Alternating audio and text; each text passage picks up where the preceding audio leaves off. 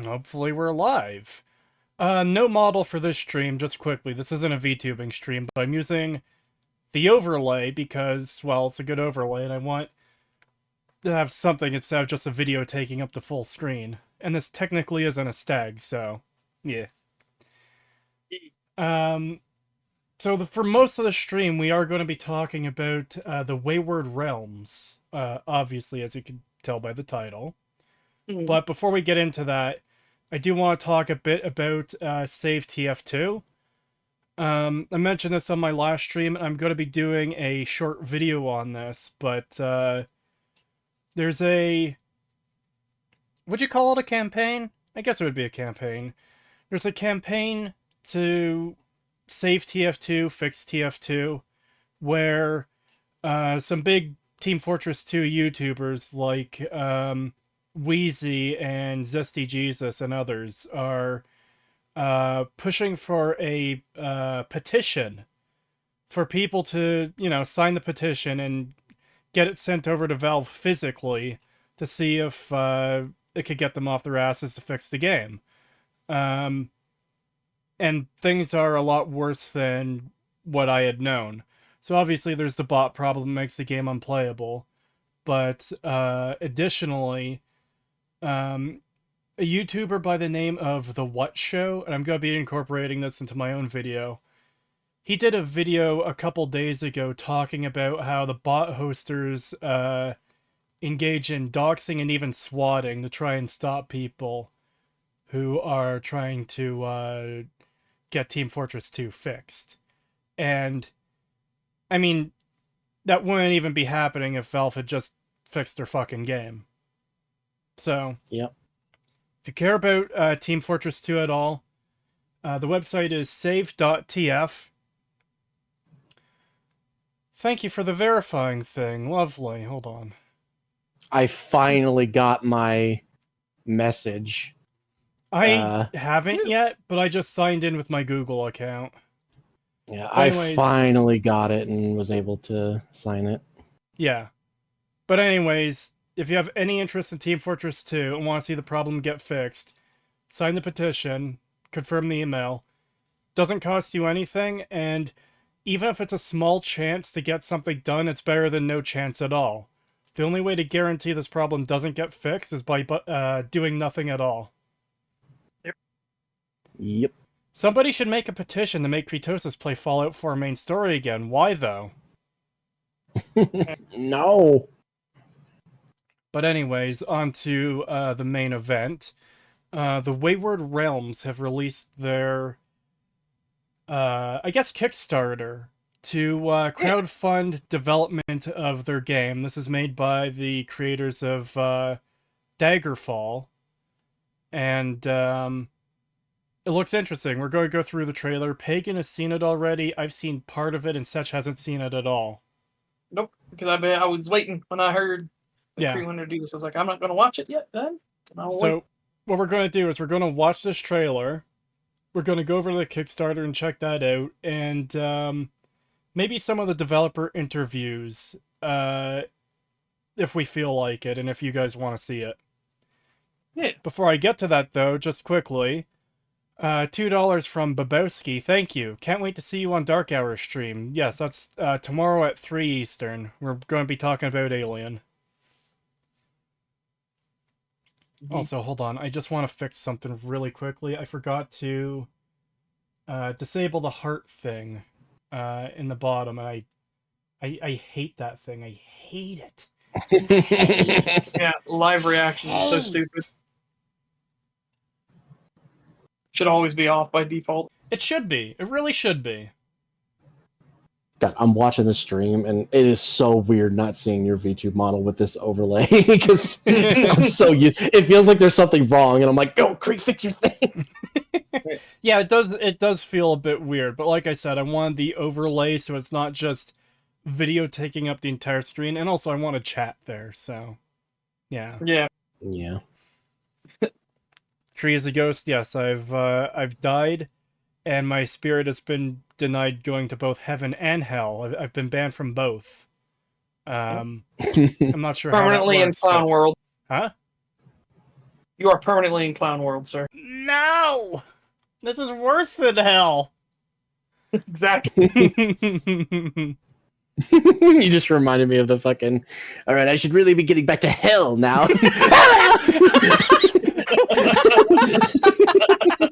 I'm not a vision, by the way. I died shortly after you left my store. Setch, have you seen any of the new Smiling Friends? No, I haven't. Oh god, you need to. They are I've been fucking wanting good. to watch them, but yeah. Maybe we could get you through the episodes that are out so far over the weekend here. Yeah. Anyways, are you guys ready? Yeah. Yeah, I've been looking forward to this for a long time. Again, I'm not going to be too critical on them because they're not like a super big studio or anything like that. They don't have Microsoft fucking bucks backing them. So I told my stream if they even have a couple gameplay mechanics, they're already blowing Bethesda out of the water. So I'll be happy with that. I could tell you from like the minute I've seen of the trailer of this trailer, they're blowing Bethesda out of the water. Nice. Yeah. I've been waiting for this for a long time. I joined their. That's why I put that date in. By the way, I was trying to be like, when did I join their Discord? Because it's been years. So I joined their Discord September 6th, 2021. So I've been waiting for them to do more than just concept, because they were just doing concept arts and things like that, and having discussions and everything like that. Bits of dialogue between the community and what people were kind of wanting to see. So this will be the first time that they have full on like here's proper like gameplay footage and everything. So I can't wait to see it. Yeah, I've been looking forward to this. If they really sell me on this with this trailer and the other information on the Kickstarter, because I haven't really had a chance to go through it, I'm absolutely going to put like at least 500 down on the Kickstarter, because at that tier you could get your own NPC put into the game.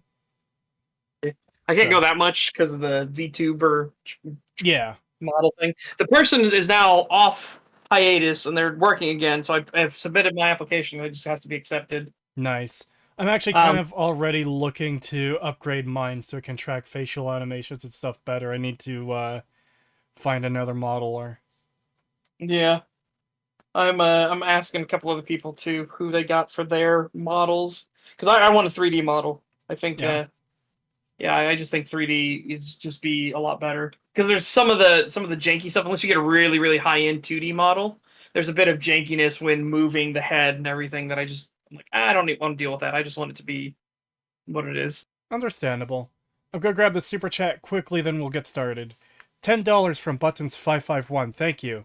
Hey, last tag you mentioned Razor Fist. Did you see he made a very bad video on Abe Lincoln full of wrong info and lost cause rhetoric? Like saying he was an atheist even though he was a religious man.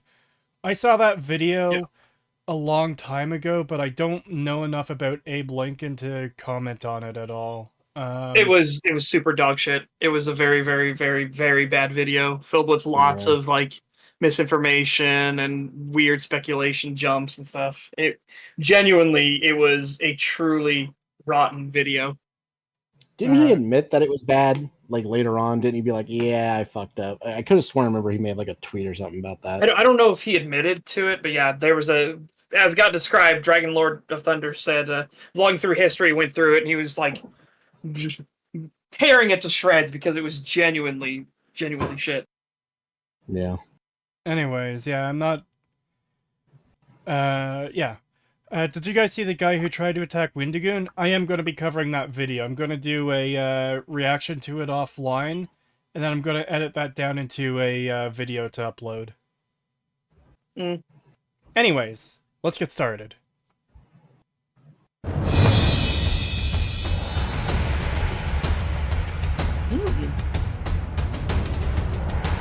Welcome to the archipelago, a landmass of over 100 islands, steeped in political intrigue, forgotten magic, and a Okay, I want to pause him for 1 second there. So I was looking for like a good lull in it. Yeah. Did that skeleton, when it struck, did he actually deflect and ricochet the weapon back off of him? Let's go back. And the thing I was referencing that I thought you would like is the door breaking. I really fucking like that you can break doors down. I do too.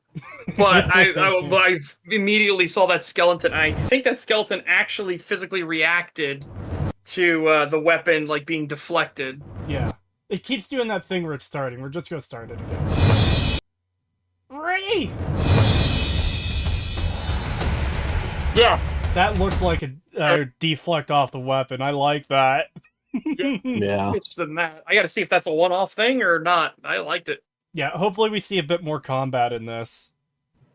Dark Messiah vibes, that's what I got when I saw the door breaking. Yeah, Dude, that's what I saw when I saw something else happen. Not the door breaking, but the thing I mentioned in Yeah. private. That I very strong Dark Messiah vibes from that. It's just funny how many people are like, I don't want Dark Messiah. I was like, dude, I want to turn every single fight into a fucking tavern brawl if I'm able to do that. If the world can respect it to where, like, I'm going to kick the chair out from underneath this motherfucker, pick it up, and smack him across the head with it. Yes, please do. Holy shit, please, more Dark Messiah vibes, please. I want to go a step further and turn it into a fucking WWE match where you knock someone on the ground and pull out a ladder and jump from the top of it onto them.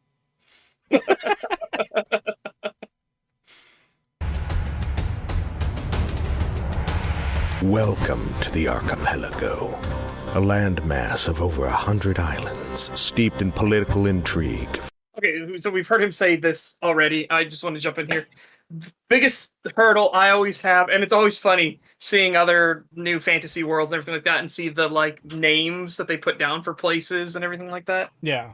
That is one of my biggest hurdles when it comes to doing writing or anything like that. Is Same, because naming things. Because, yeah, I've got ideas for names for places I want to use in my own setting. It's like, oh, that sounds like fucking gibberish. You know what else is pointless fucking gibberish? Morrowind, Tamriel, stuff like that. It's like, yeah, but... Satanin, World Kong. Yeah. Okay. But I always find it funny. Again, I'm absolutely not dogging on the developers here at all. I always find it amusing because it's one of those big hurdles for it. Because the way I always look at it is you kind of want to have some semblance of grounding. So this region, this waste or whatever, this tribe will have these kind of naming conventions. So that's what they'll start naming their settlements and things like that, and they'll name it something similar. Yeah. I also like when there's stuff that's more realistic, and I'm gonna put air quotes on this, but when you have like, here is a town, and there's a town that's filled with lumberjacks, and their entire thing is doing wood, so it's the town of Everwood. It sounds super generic, but that's exactly how you would name towns. Like, why wouldn't you? Mm-hmm. It would just make sense. There's also the fact... I just love those kind of things. There's also the fact that a lot of locations are either named after people or named after, like, features of the area. Like, Yes. Places being named... well, not the example I wanted to use, but it's the one that comes to mind. Riverwood from fucking Oblivion. But that's a name that actually makes sense. So, you know, it's fine. Yeah, I like... It's funny you mentioned this, because when I saw this trailer, like there is a part that's coming up. It's the island's name of like where all this is going to be happening. The name of that island, I was like, oh my god! Like, well, I was like, that is a fucking like, you know, like what a name. And then there was the woman that you're going to see as well, and it's like, oh, okay.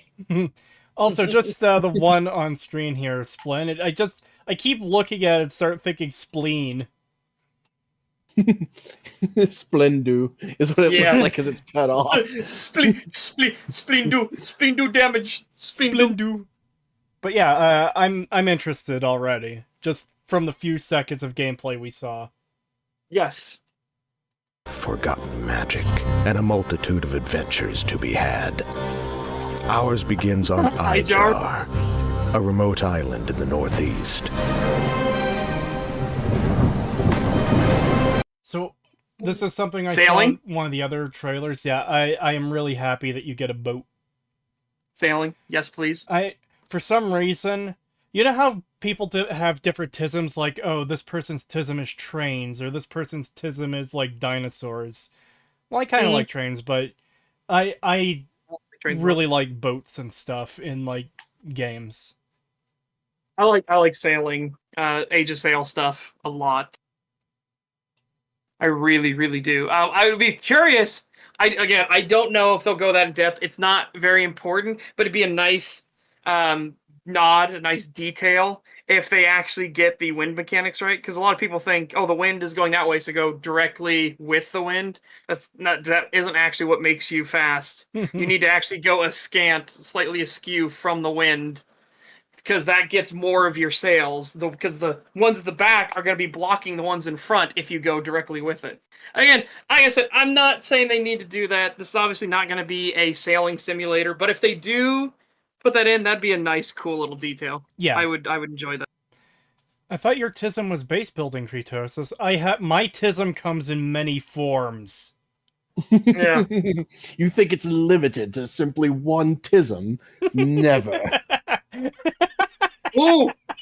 Hang on, I think we have a developer in the chat. Do we? We're toying with the wind mechanics. There's a couple of us on the team with backgrounds in sailing. Hell yes. Oh my god. Hell yeah. Hello. Nice. We're less than 30 seconds in, but very interested already. Yep.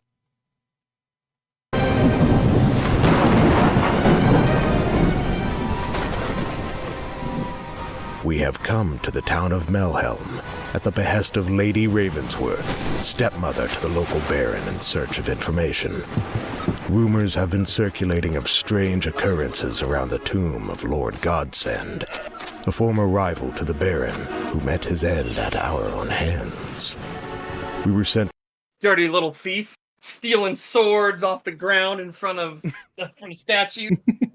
Hey, free sword. Fucking got a loot goblin on our hands. I didn't know they got me to play the game and recorded footage of it. Take all the loot. I'm taking everything. If it's not nailed down, it's mine. Yes.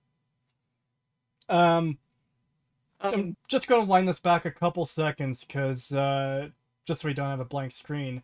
I really like the general, like the graphics look good. Yeah, I think everything looks cohesive. It doesn't have that problem where everything looks out of place. Like, oh, everything's high detail, but these don't look like they fit together. No, all of this stuff looks like it should be here. Yeah. It doesn't have that weird, like, placeholder asset feel, right? Yeah. I know there's a bit of jank. It's going to happen because this is very early in development and everything. This is literally the first showcase of the gameplay. But the bit of the movement is kind of wonky. Should be addressed though later on, but right now it is. You could kind of feel that it's a little jittery. Yeah, I did notice when I watched this the first time there was some jank, and it's like, you know, it's like that's not too bad. I can deal with a little bit of jank if the rest of the game is really good. Yeah. The Once Lost Games account is in chat too. Hi from Once Lost Games team. Thanks for sharing awareness about our game. Hope you enjoyed the trailer. I've been enjoying it so far. This does look really good. Yeah. I've been enjoying it thus far. Consider me interested. We were sent to seek out Niles, an informant for the Order of Saint Latra. But it seems the door is locked. Take it down. Take it down, please. There must be another way in. Ooh. Oh, it's super fucking janky, but yeah, I get what they're going for. But that's pretty rough right there. Yeah, Spider-Man. Yeah, the fact that you aligned. The fact that you can scale buildings is something I really like. Mm-hmm. Yes, absolutely. I'm super down for that. Like, because again, this is what Gabe Newell had a speech about this a long time ago. And it's not about, like, putting realism into the games, but it's about giving feedback to the player and respecting the player's choices. And having this person try to climb, and you can climb, reinforces your control and your power in this world. Yeah. I genuinely like, again, super janky. It's not aligned properly, but, you know, we know what they're going for. Yeah, that can be tweaked. That can be fixed.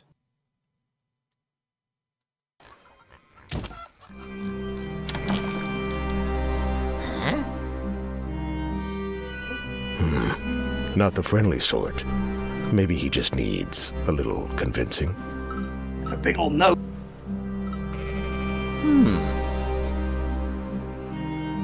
I like this. Again, the UI is super early and rough, but I like this idea of you immediately have your actions at all times separated out from your choices. Because it was one thing to be like having to scroll through all the stuff to get to what actions you might want to take. I like that these are separated out from each other, and it has the more Morrowind style system where you can talk with people about different topics and everything. Yeah. Yeah, the fact that the persuade, threaten, all that's at the side, I do like that. Yep. Yeah, and the entire conversation. That's a good point, Daniel. Having the entire conversation actually show up in the log. That's really nice. Yeah.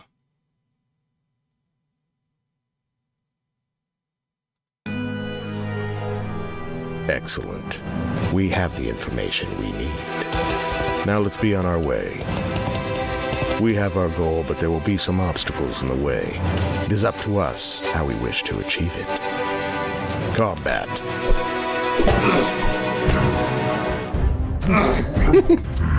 That's a bit rough. Yeah, that is very jank. Yes. Stealth.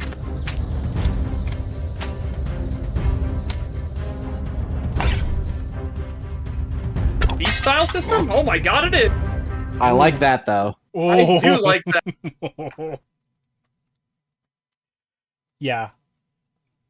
Yeah, I think I'm already sold. Yeah, I'm definitely liking what I'm seeing. That combat needs some work though. That is Yes. really rough. I'm sure a lot of that will get smoothed out by the time of release. I have faith in this team already. I hope Yeah, so. yeah, But again, one can hope. That's And that's the also, thing. I don't mind a bit of jank if everything else is like fun and works, you know? So, yeah. Yes.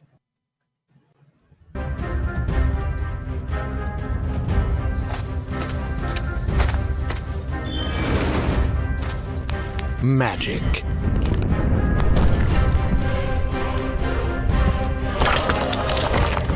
Nice. Like that.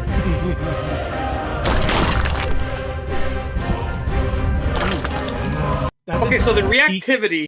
that's a detail on the skeletons I like is they Yes. have a glow inside them that looks like a sort of magic glow, so that's like the magic that's reanimating them. I really like that. Yeah. Yeah. I also like the reactivity. So the big problem that made the combat on the orc, I'm gonna assume that's kind of what he looked like. The orc looked so rough was there wasn't much reactivity, but here I'm gonna go back slightly when he swings the sword at the skeletons actually have Oh, look at that reactivity. that was a friendly fire. Yeah. But yeah, the reactivity of it looks like a skeleton minion actually getting hit by a sword. Yeah, when he hits the skeleton, watch the head. Yeah. Yeah, that's great. Really I love nice. that. So that is more what you want to see. Something reacting to what you did. Again, giving you the feedback of the player of like, yeah, you hit this thing and you hit it real good. The orc didn't have that reactivity, which is why it looked so much more rough and janky. This is really, really good.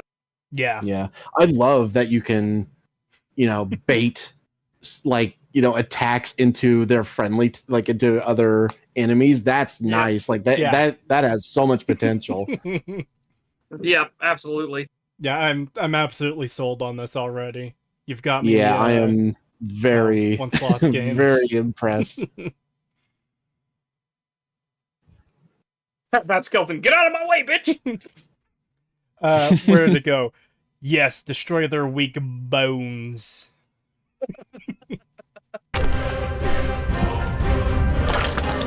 Yeah, look at that! It's comedic how it whacks. It looks like it's laughing too. The way the jaw is like unhinged. It looks like it's laughing.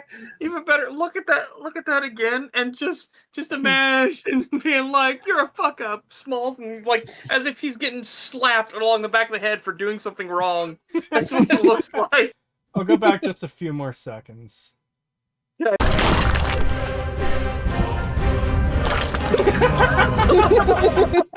That is great. That's I love great. that.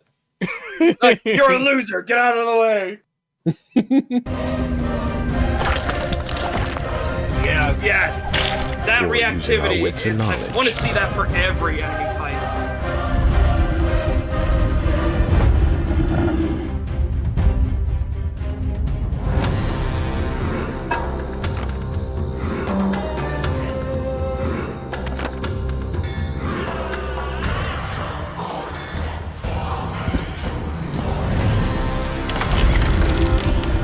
Of course, sometimes that might not be enough.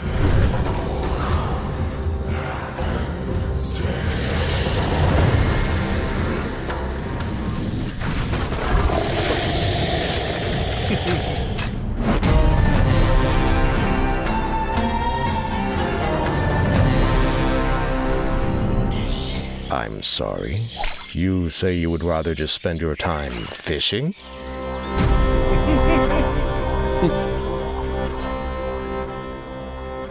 Death Knight's your baby. Nice. Yeah, that Yeah, I am genuinely impressed with that.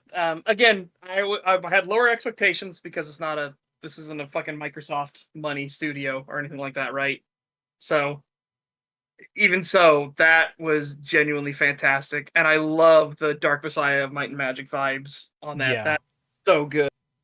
Yeah. I'm gonna mute it on my end, but I want to go back and just see a couple parts of that again, because the boulder trap, this guy here. That's Yeah. great. Poke him. Get back in there. Wham! God, I almost want to get like the falling pipe sound effect or the fucking dodgeball hit me when he gets hit by that fucking boulder. That Death Knight is my baby. That was one of the first concepts I worked on for the project. Nice. Yeah. Seeing him rise from that throne at the end and raise the skeletal minions right next to him. I like that kind of thing, because, hey, there's a pile of bones there. Is it just set detail, or is this going to get up and attack me? Yep. Thank you all. Hope to make you all proud with an incredible game. It looks good. You've sold me, absolutely. Yeah, it does. Yeah. It does look fantastic. Again, jankiness aside, the orc definitely needs work, but the skeletons, the reactivity is on fucking point. And if every enemy has reactivity like that, maybe not that extreme because it's obviously a skeleton, doesn't have muscles to stop the blows or anything. But if everything has reactivity in that style, in that vein, oh yes, please. Mm-hmm. Like if we could turn this into an actual like barroom brawl simulator, that would be fucking amazing. Yeah. And yeah, being able to shoot out the lights like that. Yes. Yeah, Right here, anything I just- Dark Messiah and Gloomwood related, I'm just like, yes, yes, more. I'm gonna go back to the orc fight so people can like see what we were talking about. Yeah, it was compare and contrast to what we just saw with the skeleton.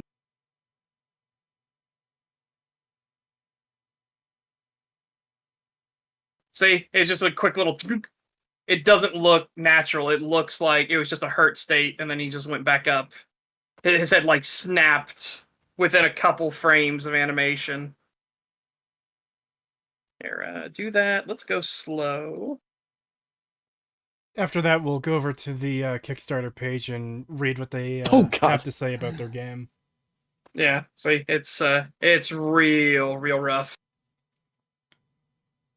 Yeah, again, this is just to compare and contrast because you saw the reactivity on the skeletons, and that reactivity on the skeletons is genuinely impressive. There's also, Yeah. I think One Lost Games mentioned the boot. There is a part where he kicks the skeleton in this section here, I believe.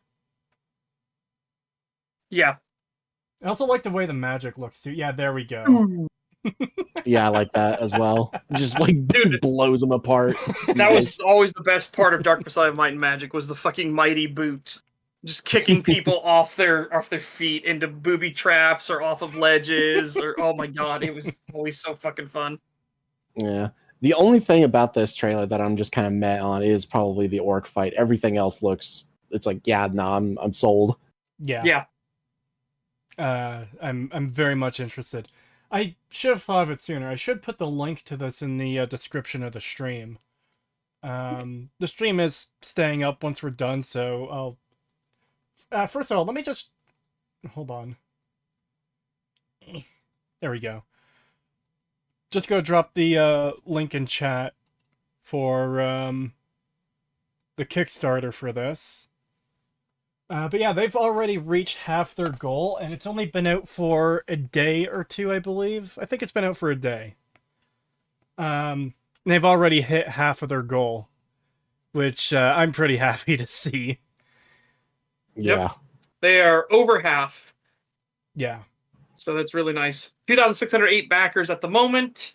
$267,031 raised of the 500,000 goal. I had to log out of Kickstarter because it was showing the money in Canadian dollars, which, as we know, are worth not much at all. That's The what you voices have will when not you stop. use maple syrup bucks. The price was inflated by like 20 times. The voices will not stop has been saying some hilarious shit in chat, but I have to read this one. Kicking the evil goon, my landlord, down the stairs over and over to protect my wife, my pillow, in the middle of triggering my skill, psychosis.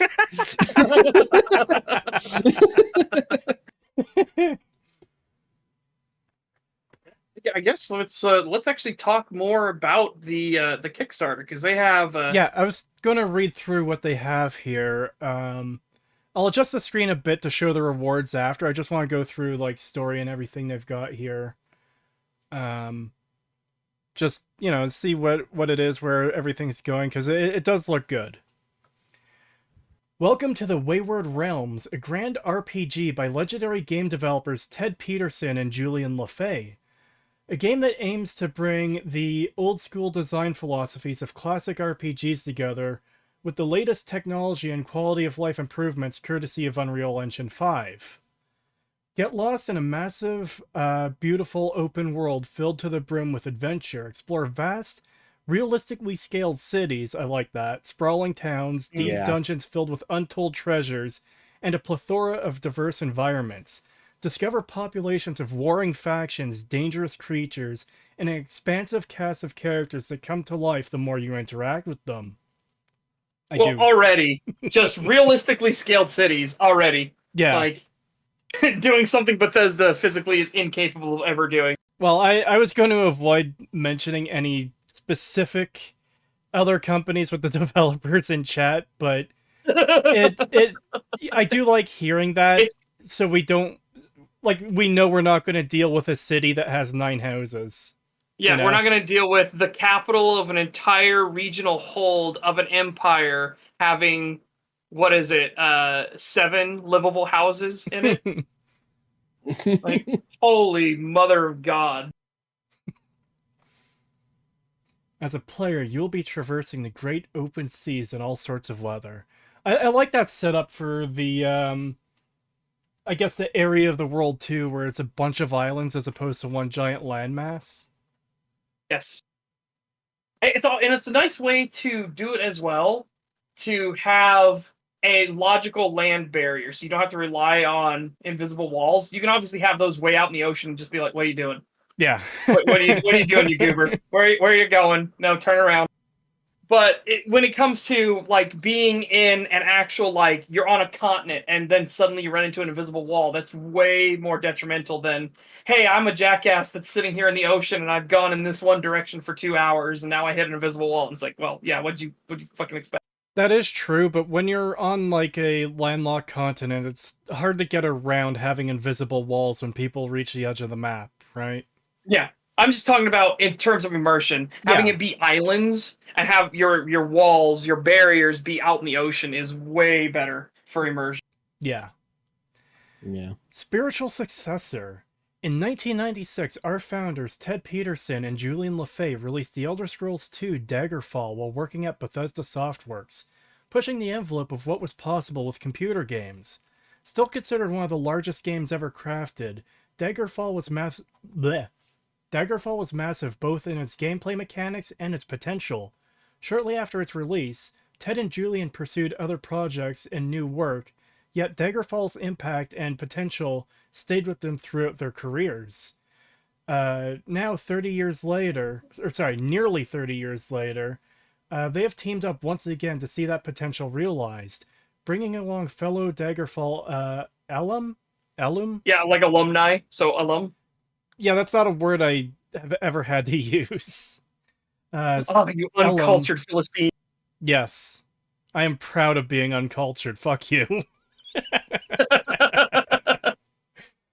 Bringing along fellow Daggerfall alum, Eric, I hope I don't screw up your name, Eric. I'm sorry if I do. Heberling? The original composer to once again create a memorable and immersive world.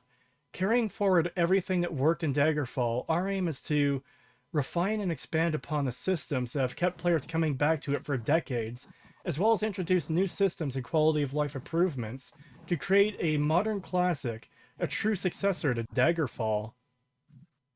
As long as they don't do the imp closet at the very start of the game, I'll be totally happy. Like, you're already getting a huge win for me. Because for anyone that has never played Daggerfall, and I've talked about this before, and I know others that have played Daggerfall know this infamously so. When you started the game at Character Creator, you could create your character, walk out of the Character Creator little cavern you're in, into the next room, and if an imp decided randomly, totally RNG, to walk to the door, he will come out and kill you and send you right back to the Character Creator. And it is the literal get filtered moment of Daggerfall. Hey, once lost games, make an imp closet. Do it. No, do not make an imp closet. That was always so frustrating because again, you never expect it. No matter how many times you play the game, you always forget the imp is there. You make your character like, yeah, I've done all this. I'm gonna go forward, and then the door opens, and suddenly you're just dead. And then you're like, what? And it's like, reload your game. And you reload at the start of the Character Creator, and it's like, from Thief. Imp, get filtered.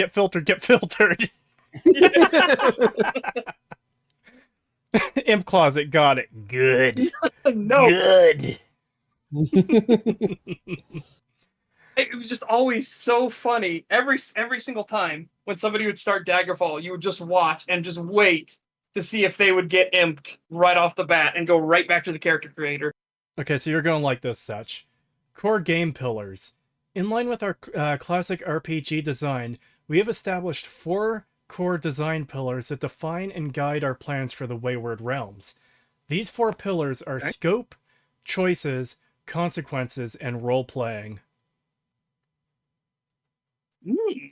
I'm gonna grab the super chat quickly. I don't think any others have come in since the last one I read. £5 from Threadknot, thank you. Setch is wrong. You need to start with the ebony dagger so that you can kill the imp, or go through the character creation all over again. No. Fuck that fucking imp, I swear to God. The Wayward Realms offers a massive procedurally generated world with plenty of variety in the environments and locales. Dungeons and cities are crafted to feel unique from one another, offering limitless options for layouts and aesthetics. The world itself is ever-changing. Cities can grow, deteriorate, or be entirely destroyed by war, and the sky, landscape, and flora change with the seasons. Likewise, the world building runs deep, with thousands of years worth of history, through item descriptions, dialogue, lore books, and ancient runestones that dot the land. Players will be able to learn about the world, its history, the various factions, and the people who have chosen to make the archipelago their home. I would say be very careful with the whole, like, the world is ever changing, cities can grow and deteriorate thing. Be very careful. With that, hopefully they've got some training wheels in place a little bit, because Tabula Rasa had a similar system to this, and while it made it interesting at first, the novelty quickly wears off when you just want to go back and turn in your quests, and now the entire town has been taken over by the Google Goblins. It's like, fuck. Did you watch the interview Jwalar had? 15 minutes in, Ted Peterson said they have a design document, and the way he threw it in made me chuckle. I will refrain from come on. commenting, but I do. That does sound like a good interview. Mm. Choices.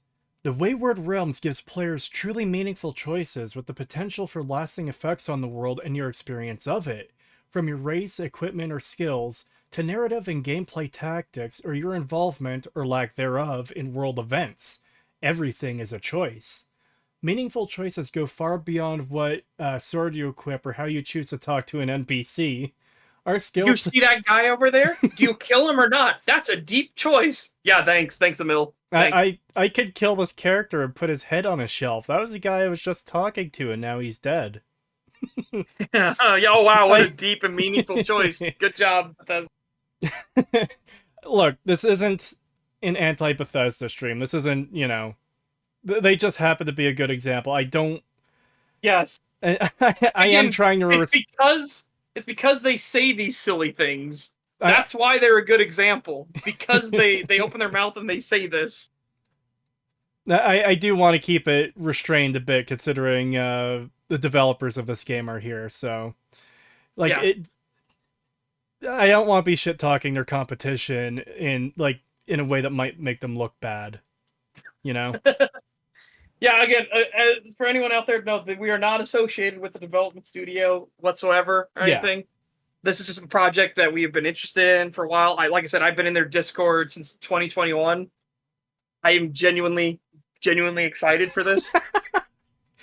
But like I said, it's just a perfect example when they say things like this of what their interpretation of meaningful choices are. And then it definitely makes me Bethesda what they have said in the past. It definitely makes me think of something, It's hard to not compare. The fact that they're going for meaningful choices, though, again, that has me very interested. I like that. I'm a little bit tired of playing choice-based games without choices. Yeah, and that or the illusion of choice. And I should make it clear that's not purely a shot at Bethesda. There's other games that do that frustrate me. Our skill system is designed to encourage a wide variety of builds and specializations, as each choice shapes your character in unique ways. The more you invest in a skill, the wider the variety of options available to you and how you might utilize it. So what that sounds like to me is the old Morrowind system, where you would actually learn different mechanical moves you could do at different thresholds. And I really, really do like that idea. The more skilled you become, the more daring you. So, as a swordsman, if you're a low-level swordsman, you're basically just going to be stabbing and poking at people and trying to keep away. But as you get further and further along, you can start disarming people, doing leg sweeps, knocking them on the ground, doing a coup de grace. You could do that in Morrowind? I didn't think you can. No. I swear you could. I swear that, once you get certain thresholds, you can unlock the skill books for it. No. Uh-oh. What am I confusing it with, then? Threadnought is saying that's Oblivion. So did Exhumed League. Oh, it's Oblivion. Well, there you go. There. Sorry. Oblivion did that. Consequences. Players' actions will have consequences, both good and bad. There is no such thing as a failed quest in the Wayward Realms. Only results in future consequences depending on how your choice has affected the outcome. Whether those are positive or negative will be up to the world to decide, and for the player to experience, as every choice leads to some kind of change. You can improve or degrade your ability to join certain factions, the amount and kind of reputation you earn, and how the world reacts to your presence. Very much appreciated that. Yeah, that sounds great. Yeah. Yeah, I have played Morrowind Threadnought. I have. I've done it on stream before. I have no idea why I associated the system with it, though. Such as brain is a little bit scrambled right now. Yes. I do. Again, I really do like this system. Because I like systems where you can't physically fail. You just have negative consequences because you didn't succeed. I much prefer systems like that. I enjoy that. Very difficult to pull off, but we actually saw a big name recently that did pull it off. So I'm very, very interested to see if they do the same. Role-playing. While other RPGs railroad their players into specific roles, the Wayward Realms lets players decide what type of character they wish to play, who they would side with, and what actions that character would actually perform. For this reason, we have chosen to forego a traditional main quest in order to craft many smaller and more varied narratives for our factions, which will appeal to a broad swath of character types. The player can further shape their story by how they choose to deal with major world events. They can take part and influence the outcome, or simply stand by and live with whatever consequences these events bring to the world. Finally, our virtual game master will take a character's playstyle and tailor the quests, encounters, and rewards around them, much like a real-life tabletop game master. That's a bold claim. Yeah, I'm not even sure how you would pull that off. Yeah, very interested. That sounds like Radiant Plus, basically. Well, see, that's very the thing. curious on how that's going to be pulled off.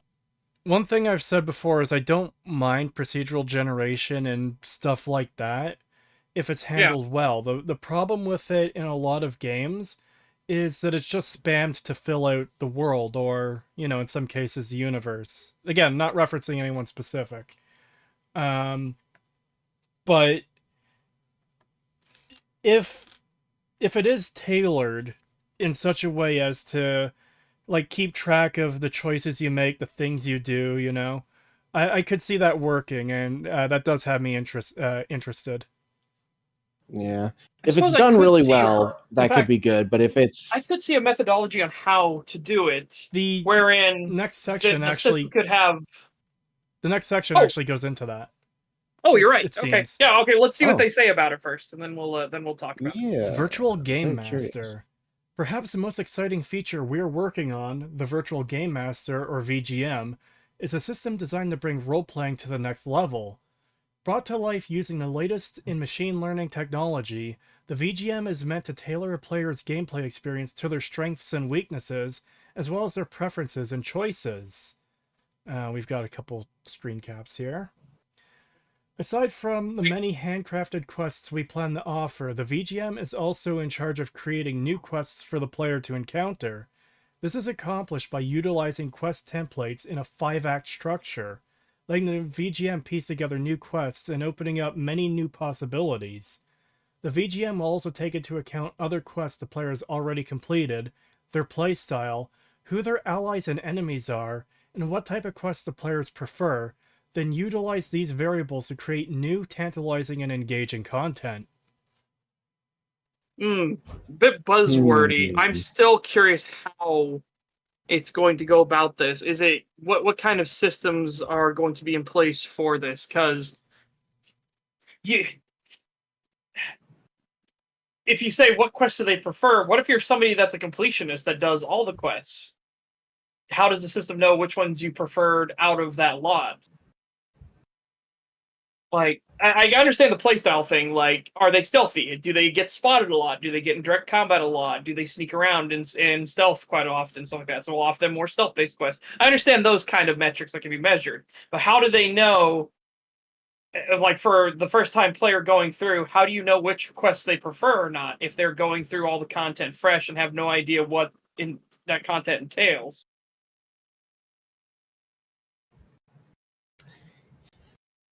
Yeah, I don't know. I'm a little worried about this. I'm not fully sure myself, but the fact that they're trying to do more than go here, kill that, go here, collect that is I at least like that they're trying to do more with it. Yeah. Yeah. I like the idea of it being a 5-act system and structure. I'm worried that it's going to be a 5-act system where the beats because the rhythm is always the same every single time. So, because you do stealth missions, so we're just going to give you stealth missions. So you're going to do a stealth mission. The heist goes wrong, and so the next act is going to that's what I'm worried about. And it's going to be that every single time, sort of thing. I'm Yeah. worried on this. This seems really gimmicky sounding to me. But again, if they pull it off, they pull it off. Again, people thought Baldur's Gate 3 was literally insane, and they fucking pulled it off. So Yeah. Can you walk the walk now that you've talked the talk? Yeah, if they could pull this off, holy shit, it will be amazing. But they have to actually pull it off. That's the thing. I haven't played Daggerfall, but one of the things I have heard when I criticized Skyrim's Radiant quests is my specific wording of, Bethesda introduced Radiant quests, when people are like, well, yeah, but Daggerfall had generated quests too, and those were really well done back then. So, again, I haven't played Daggerfall, but judging from people who have played, apparently the system before was good. I imagine this would be building upon that. So. Whoa. My brain went to read the next line. Holy shit. Yeah, I'll start into that section now. Set in a massive world over 500,000 square kilometers, with thousands of realistically scaled cities, towns, and labyrinthian dungeons to explore, the Wayward Realms aims to give players a truly epic setting to experience. To accomplish this, we are leaning on some of the most advanced technology available, including Unreal Engine 5's new procedural tools, along with our own in-house systems to craft this incredible world. Like Daggerfall, the world of the Wayward Realms is mapped out, with the procedural systems crafting the landscape and building the cities and dungeons. In the spaces between, players will find a plethora of content to keep themselves busy, such as bandit camps, mines, ruins, and other points of interest the players will want to investigate and explore. This, combined with the VGM, Virtual Game Master's ability to spawn in new content for players to come across, will ensure that the world feels alive and full of things to do, animals to hunt, resources to discover, monsters to fight, unique places to see, and new adventures to have. I'm gonna grab a drink. Fair enough. Again, I like the sounds of this on paper. The thing I'm worried about is, in practical terms, are we going to get a situation where, why is there a bandit village, why is there a bandit encampment literally right beside this town, sort of thing? Like, how deep are the developers going to go into ensuring that you don't get the wonkiness of, like, oh, we built our mining camp in the middle of the beach, or whatever. Like, it's one of those things where all of this stuff sounds interesting and nice, but I'm worried about seeing how the procedural generation will fuck up. Yeah. Very mixed bag here. Could be really good, could be really bad. Well, I assume they, like, again, best faith assumptions or guessing, I guess. For their system to span in like a bandit camp, they would probably have a system where it's like, okay, can't spawn within this radius of a city or town or whatever, you know? Yeah, that's what I'm hoping for. I'm hoping for training wheels, basically. Like, no, you're not allowed to do that because it violates this rule set in stone, you know? Also, I would like that, because I don't want to get a situation. Okay, again, I think it's funny because it is Bethesda, but I don't want a situation where we have Whiterun and then we have a major bandit encampment literally 30 feet from the main gate of Whiterun. Because what the hell? Also, just really quickly, I feel super called out right now. Krieg grabbing the chalky milk. Fucking excuse me. They're not wrong. It was the chalky milk? Yes, it was. Of course, we knew it. All right, I have to go. Unfortunately, I need to get started on cooking and stuff, so I gotta go. But yeah, this looks good so far. I am very interested to see where this goes. Yeah. Yeah, I might even throw a little bit of money into the Kickstarter. I will say, before you leave, Pagan, it seems the $40 tier is the one that will get you the game. Okay. So, and that goes for anyone else too. If you want to to get the actual product, the game guaranteed, then it's $40. Alrighty. I will see you guys later then. See you later. Bye. Bye. All right, let's continue. Listed game features. Forge your own path. In the Wayward Realms, there is no traditional main quest. Players have complete freedom to choose their own path, join factions that make sense for their character, and shape every quest line they encounter. While there's no central storyline, there are faction quest lines and dynamic world events that players can influence. These world events unfold independently of player actions, but offer the opportunity to shape the future of the archipelago, should the player choose to interact with them. I like that as a concept. Yeah, the fact that the world is running independently of you, and there are events that happen that you can entirely miss, and whether you miss them or engage with them, and how you engage with them will change the outcome. I like that. Yeah. This sounds like the Firefall. I want to say it was Firefall, the MMO that had originally, before they went through massive retoolings, they would have like invasions from the other world that would attack, and entire towns could be crippled if nobody went to defend them. Or another one. Anybody that's played Stalker, this sounds like the A-Life system, where you could have major events take place in the world, and the NPCs themselves would try to take care of it, and you could show up and help or hinder depending on if you didn't like that faction. Yeah, we don't like power fantasy. You are not the chosen one, Anakin. Fucking perfect. I love that. Nice. It gets a bit tiring being the chosen one in every single game. This is gonna sound corny as fuck, but one of my all-time favorite games of all time is the game Control. And one of its themes in the game Control is the idea of you have to choose to be chosen.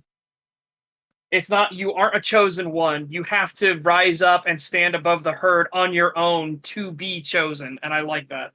I like games and systems that are more geared towards that, giving you the agency to decide that, no, I am going to be important to this world, or I'm not going to be important to this world. Yeah. I'm not the chosen one, just let me abuse the systems to make my own destiny. Yeah, exactly. And that sounds like what they're trying to do here, which is part of what has me so interested. Character creation. The Wayward Realms will feature 8 unique playable races. Humans, elves, dwarves, orcs, ogres, goblins, Cambion, and Fae. Players will be able to customize their character's features, as well as pick from various skills and advantages/disadvantages to define their character's playstyle. That sounds like a trait system. Where's my lizards, though? No lizards. Where are my lizards? Nope, no lizards. Lizards are banned. There's no farm equipment in this game. No, where are my lizards at? It's like classic D&D. Personally called out. Good. I'm being excluded. I'm being excluded. Free. All lizards are to be banned. Remove the lizards. It's like classic D&D. You start off as a level 1 peasant that could go that can get curb stomped during every encounter, and you have to earn your power and reputation as you play and level up. I like that. Yeah. Again, it always feels better. Rewards earned are better than rewards given. Yes. Like, holy shit. It's why it feels so meaningless to... In certain other companies' games, it feels so meaningless to be the guild leader or something because it's always handed to you on a silver fucking platter with very little effort on your part. Yeah. While there are several preset classes for players to choose from, this does not limit the player to any specific equipment or skills. Players have total freedom to grow and define their character. Again, Magic I really Swordsman, like that. baby. Yeah, Magic Swordsman. I love Magic Swordsman. It is one of my favorite, one of my favorite tropes. I love Magic Swordsman. I can't help it. Skills and attributes. Players will pick Ooh, players will have their pick of over 30 skills, affecting 8 attributes used to craft and grow their characters. As players level their skills by use, the corresponding attributes will rise automatically, putting great importance on your character's actions. I like that system. Because even with Morrowind, which most people here know is my all-time favorite game, even when you level up, you pick your attributes. So if you use a skill that belongs to strength, for example, that doesn't guarantee strength is going to go up. Whereas here, where it's automatic, because you're using that skill, it's affected by strength, so it in turn affects your strength. I like that. So if you want your character to be stronger, like literally the strength attribute, if they have that, which, you know, they probably do, it's a basic one, you actually have to engage with things that I really like that. Yes, I do too. Melee combat. The Wayward Realms offers both traditional click-to-attack combat as well as Daggerfall-inspired precision mode, where players can swing their mouse in directional combat with the ability to switch between the two on the fly. That's going to be chaotic, and that's a good thing. By the way, I'm not saying that as a bad thing. That's going to be chaotic. That's going to be fun. More chaos! Again, especially if they tighten things up and they give all of the enemies the same type of reactivity that the skeletons have. Maybe not the exact same. Because, again, like I said, the skeletons being a bit floopy and easy to break apart makes sense. They don't have anything, holding them together. But if they give them the reactivity like that, oh, it's gonna be so good. We also have controller support already working. Nice. I know there's probably going to be a lot of people who are happy with that. Yeah. Weapons and armor, featuring a more historical approach to armor and weapons with a slight fantastical flair. The Wayward Realms offers a broad range of choices inspired by the late 15th/early 16th centuries for players to choose from, including the highly requested pole arms. Furthermore, all weapons will come in 3 material types with their own strengths and weaknesses, so players can choose an arsenal that best suits their playstyle and character build. While it might be too late into development and don't want to throw things in, if you actually give like Faye, for example, will be weak to cold iron. Oh, I will love you. Or like werewolves are weak to silver and things like that. Oh, please do that as an actual mechanic. Yeah. If you haven't started that already, that might be too much to add in now. But if you do add in stuff like that, that would just feel so much better because it means that you're being rewarded for engaging in the world itself. Hey, I know this fake creature is weak to cold iron. Instead of using my normal steel crossbow bolts, I'm going to use cold iron crossbow bolts. Like, stuff like that. That's kind of stuff I really, really get a kick out of. Would love to see if that happens. Put it in the ideas channel of our Discord server. We read through every comment in there. There you go, Setch. Well, I'll put it in. I will. I also do like that because with World of Warcraft, for example, a game I like a lot of the crazy armors in there, but that's specific to World of Warcraft setting where, like, okay, yeah, all the crazy armor, fine, whatever. Whereas in a game like this, I do want something quite a bit toned down from that. Yes. No pauldrons of doom, but some nice fucking armor. Again, look at the Dark Souls. Now, that said, I do like fantastical armors that like look unique and interesting and stuff like that. What they're describing here sounds kind of close to what I would be looking for, where, it's largely more historical, realistic, but there's a sort of a fantasy flair or fantastical flair to it. Sorry, Discord gave me the boot. What did you say, sir? I deny. I said this sounds approximately what I'd kind of be looking for with armor, where it's not completely like realistic or well, yeah, realistic. It has that fantastical flair to it. I like that. Yes, that's what I was like. I don't know if you heard me say like Dark Souls series where the armors, some of them are obviously mean fantastical armors, but then you have the actual functional fantasy armors that look like a blacksmith could really make them. That kind of stuff. I'm very, very down for. Functional fantasy like Peter Jackson's Lord of the Rings trilogy and historically based weapons and armors. So yeah, that's approximately what I'm looking for. Personally, I would lean slightly more fantastical than Peter Jackson's Lord of the Rings, but not by a great deal. You know? Oh, So- that would be the other thing though. For the armors for spellcaster classes, please let them be eccentric.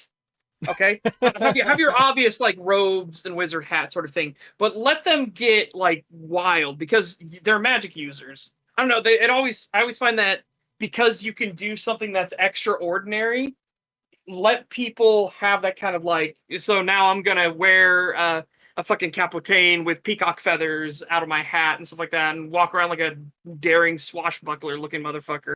Can I dress like Sean Connery from Highlander? Yes.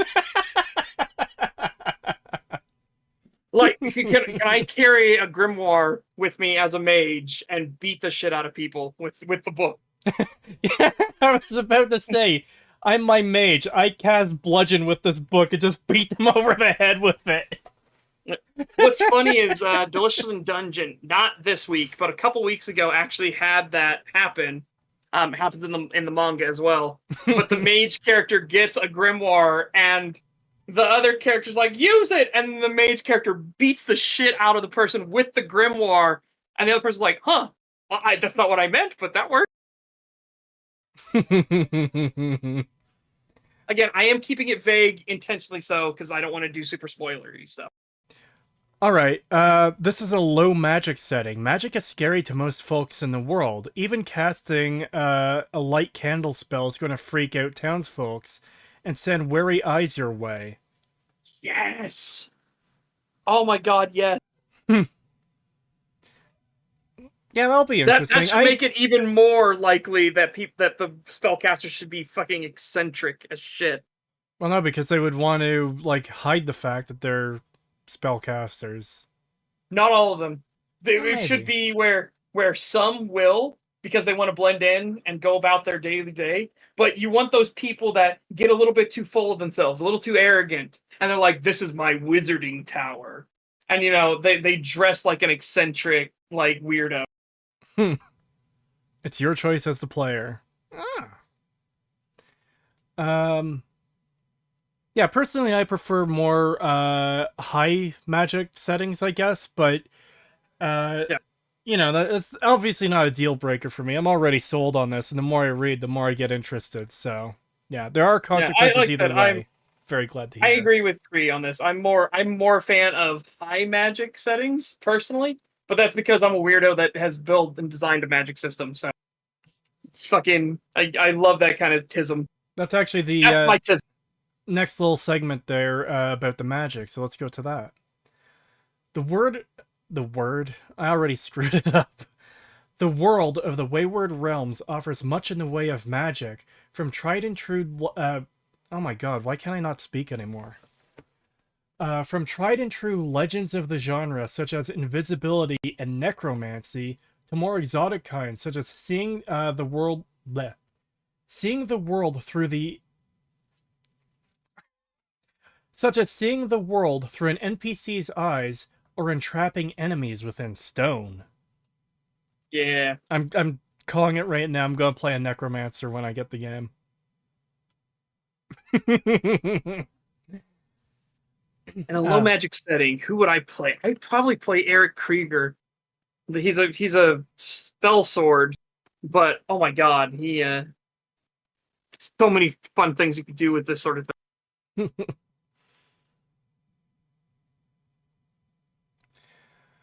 Spellcrafting. The Wayward Realms offers over 50 unique spell effects to toy around with in the spell creation system.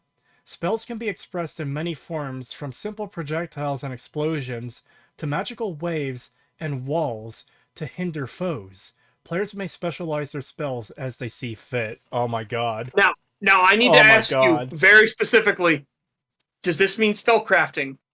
That, yeah, When you say it's we can tailor it, do this you... section is literally called spellcrafting. Good. Oh my god, yes. Yes, yes, yes. Like, I'm hoping for some Two Worlds 2 bullshit here. Not some, like, oh, you can adjust the Setch. dials a little bit. Setch. Projectiles and explosions to magical waves and walls. Yeah, but here's the thing, though. They could say that and still have it be, oh, it's just a dial select thing. Or, it's just a, like, pick, ramp up this, turn down that. No, can we get some actual, like, Two Worlds 2 where I can make, like, tornadoes of landmines and shit like that and send it out of fucking town?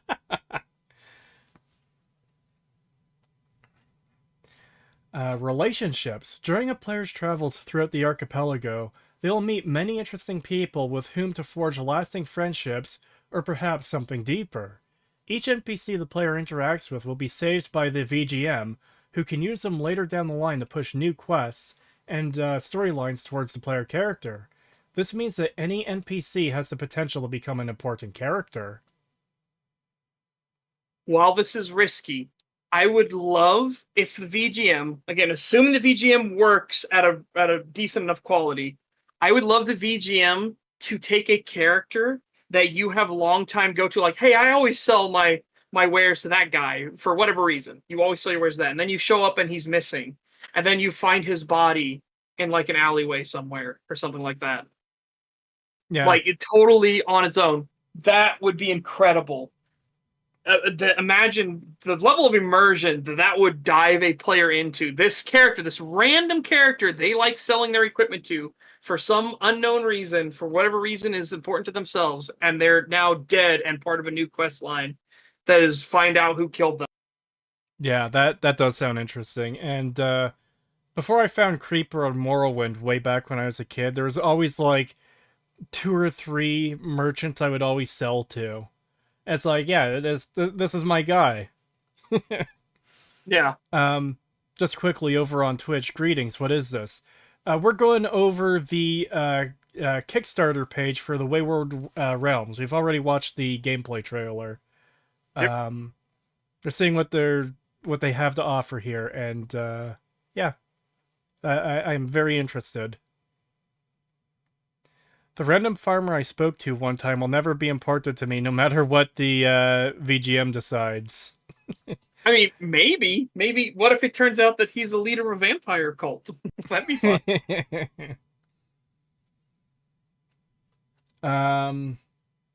A living, breathing world on an unprecedented scale. The total size of the archipelago, not including water, is roughly 521,000 square kilometers, or 201,160 square miles. It features thousands of procedurally generated cities, dungeons, towns, and points of interest scattered between, allowing for adventures and exploration of Why the fuck can I not speak? Allowing for adventures and exploration of epic proportions not seen in any other game. So that's, again, very bold claim.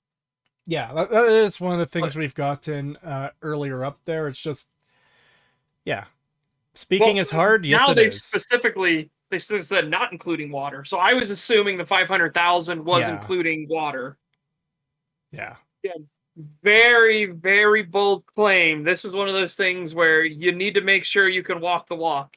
This could be a problem of feature creep and scope creep.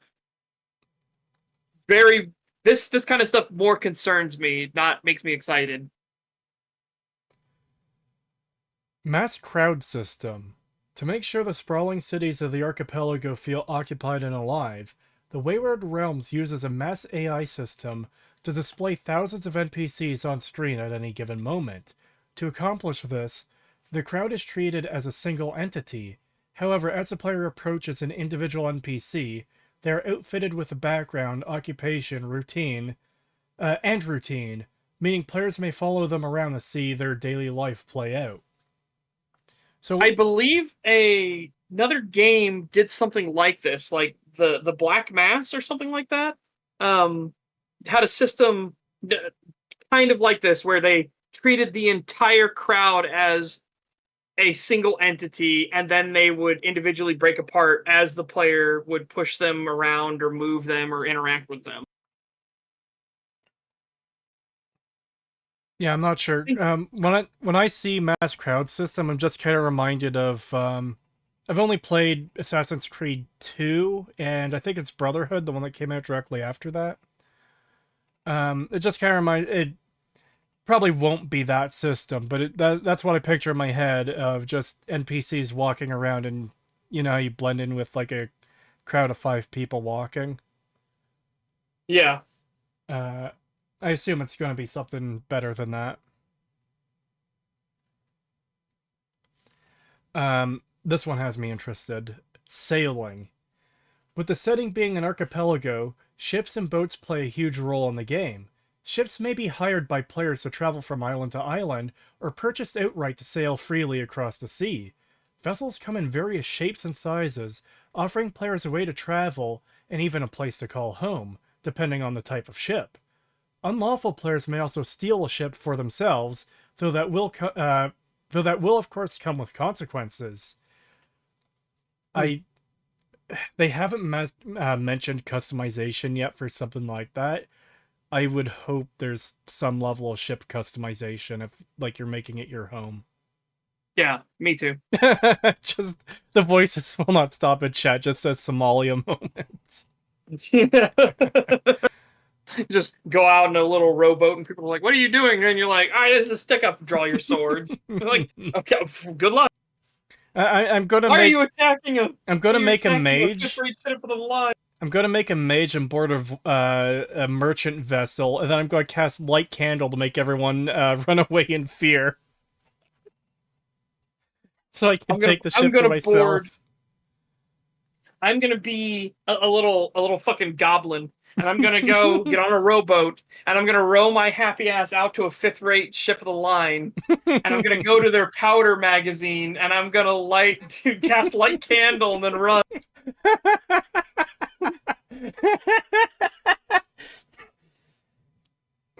We break it down goblin style. I want to make a joke, but it's kind of spicy, so I'm going to save it until later when I stream Fallout, so I don't say something that spicy while the developers are here. Mounts and pack animals. Players will have the option to purchase a mount to aid in their travels. There are 5 different types of horses to pick from, varying in size and color, as well as camels in the desert of Merothuir. Nope, I pronounced that right. Players can also purchase a pack animal to help carry loot and equipment. I'm going to need about 40 of those. Yeah, Kree here is the loot goblin. Absolutely. Apart from the animals themselves, players will be able to upgrade saddlebags and purchase new bridles, saddles, and even more armor for their trusty steeds.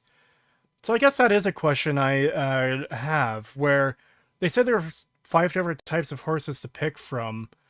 It sounds like the world is going to be a bit more grounded in terms of the wildlife, where you're going to be seeing more real creatures rather than something crazy and out there like what we see in Morrowind with like the Nyx hounds and stuff. Yeah. Because I really love fantasy creatures. It just makes the world feel more unique, you know? So I'm one of those people where I love the idea of fantasy creatures, but it gets so scuffed in their execution that I'm like, if you don't feel like you can pull off a fantasy creature and then explain to us why they look the way they do and they act the way they act, like, have an ecology in mind for, like, why does this creature look like this? Why does it act like this? What does it eat? Where does it sleep? You know, basic things like that. Because most games will do stuff like what happened with the launch of No Man's Sky, where they'll just randomly shit together things and just say, this is this new fantasy creature I've made. Yeah. It's like, okay, how does it walk? How does it eat? What does it eat? on this barren, lifeless planet, this giant rhinoceros-looking motherfucker. Can we ride a bear or something else that's not a horse? I would love to ride into battle on a bear. Do you have some Polish ancestry in you? Probably not. I don't know. I don't know. There's a lot of Having a- mix of like European He wants to countries in have there. He must have a Wojak moment. Oh god. Reputation and law. A player in the Wayward Realms is only as good as their reputation, which will be affected by their actions, which factions they join, and any crimes they might commit. I'm going to commit all the crimes. You can't stop me. Well, you're a necromancer, so very likely, yeah. As a necromancer, can I take over an entire city by killing everyone and raising them as my undead minions? Ooh, that would be fun. Well, it sounds like entire cities can be destroyed, like with what they described earlier. Yeah.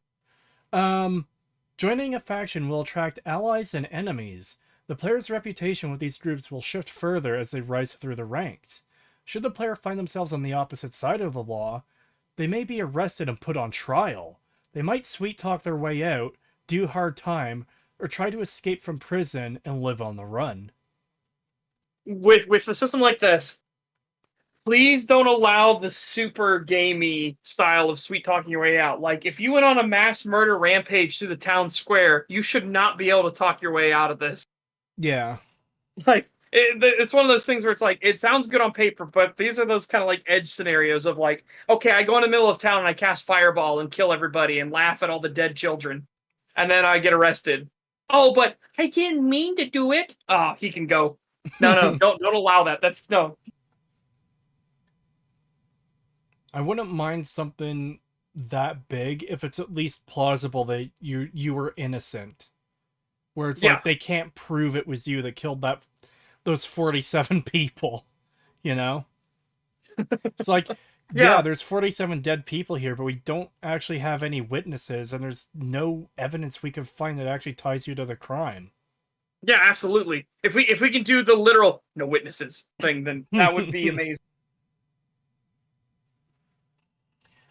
Now for the next section, stretch goals. Our goal is to raise $500,000 to fund 1 year of development on an early access build that will feature preliminary versions of key systems. It is our aim to then take that early access build to publishers to seek out further funding and continue development on the rest of the game. We want to encourage those who want to see this kind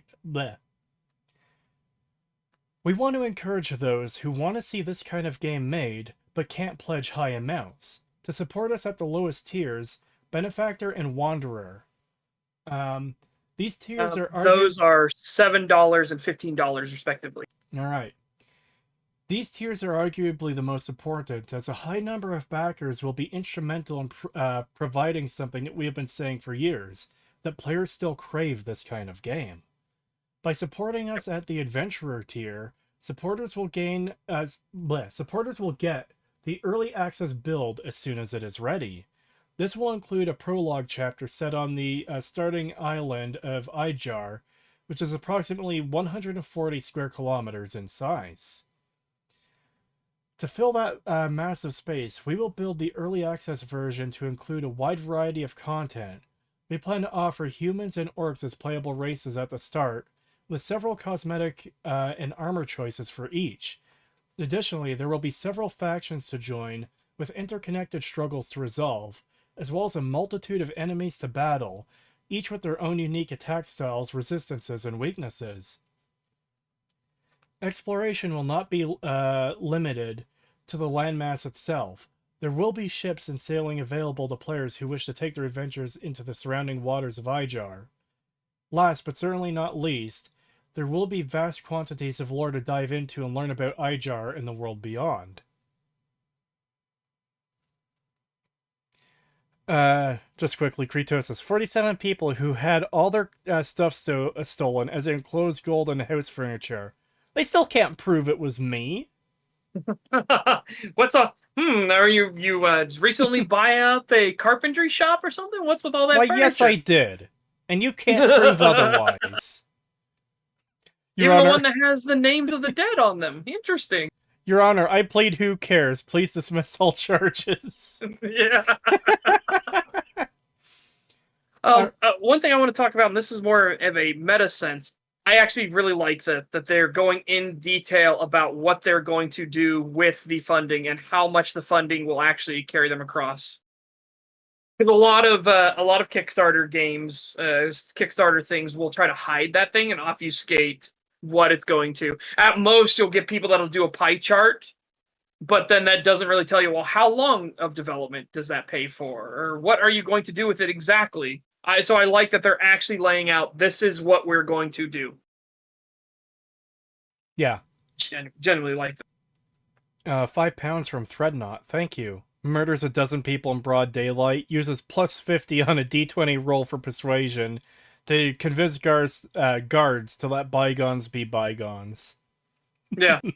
That's that whole gamification thing. Like, if I was your DM, I would slap the shit out of you and be like, the guards are unsympathetic to your plight. All right. $500,000 goal.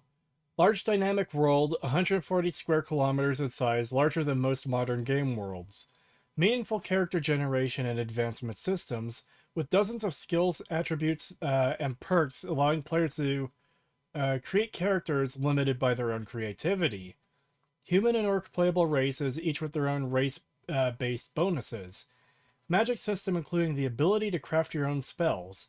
5 major factions for players to join, whose storylines are influenced based on the player's actions in world events. The Bowman Bastards, the Baron's Men, the Port Authority, Nadeo's financial acquisitions, the Knights Errant. Alright. I like the Bowman Bastards. That's a good name. Honestly, all of these seem like they could be interesting to me. Imagine you join Nadeo's financial acquisitions as they're just like a bunch of Ferengi. Yes. Or it's a mafia group. It's an organized crime racket. It's a protection rackets and stuff. That'd be nice. Yeah. That would be cool. You don't have to actually do this. We're spitballing entirely. You don't need to reveal what they actually are. Yeah. What is it in The Simpsons where it's like legitimate business, Tony's legitimate business operations or whatever? Yes, totally not an organized crime front. One major world event. Dozens of enemy types from humanoids to undead to legendary monsters, all supported by advanced enemy AI for exciting, dynamic combat. 30 in-game lore books allowing the player to explore the rich lore of the world. 2 breeds of horses for players to ride.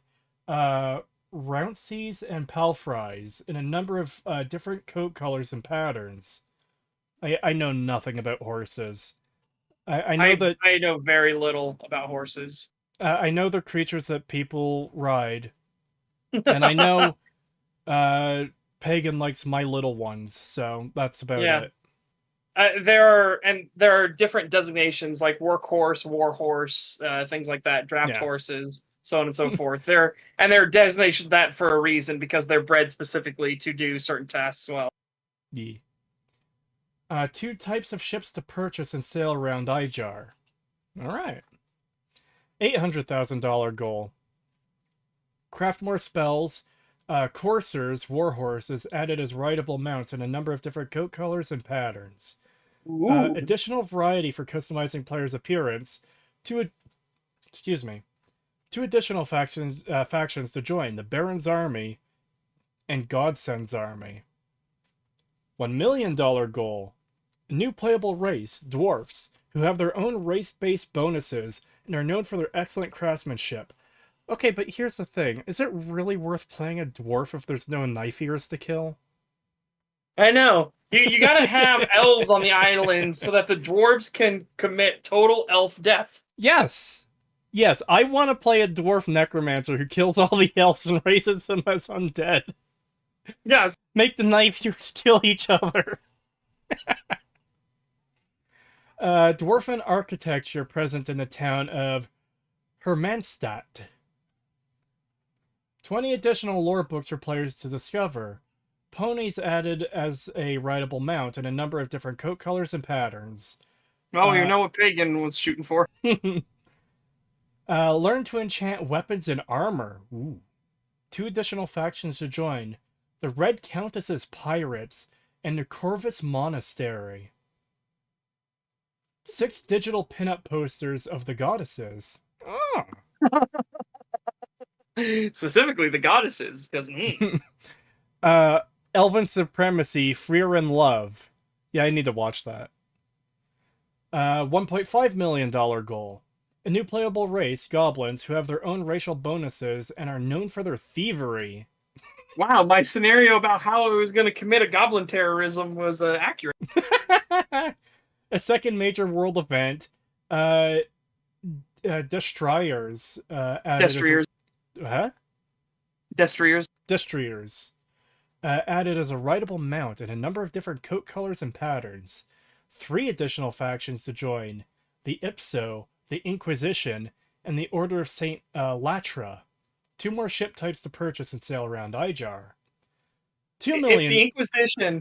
If the Inquisition gets Capotains, oh my god. I will be on board. And for anyone that doesn't know, Capotain is a type of hat. Very specific type of hat. $2 million goal. Multiplayer support, allowing friends to join the player in a drop-in/drop-out co-op fashion. Brew your own potions with the addition of the alchemy system. 5 new temple and cult factions to join. The Temple of Daela, I'm not sure. The Temple of Andreka, the Temple of Umbria, the Eyes of the Raven, and a mysterious Melora cult. All right. Well, Well, I'm a drop in, drop out co-op fashion. Those are always so funny to me because it's how like so many Hollywood and TV shows will show like multiplayer games. Like another player just shows up, picks up a controller, and like player 2 has joined the game. It's like that's not how that works. But if you do actually do this drop in, drop out co-op thing, holy shit, the fucking trolling of your friends, dude. Like with how reactive this game is supposed to be to the player, like you could have like be on with your friend and they could be on the other side of the world doing stuff that could affect things, have such a knock-on effect that it come and affects you on the other side of the world. That would be fucking cool.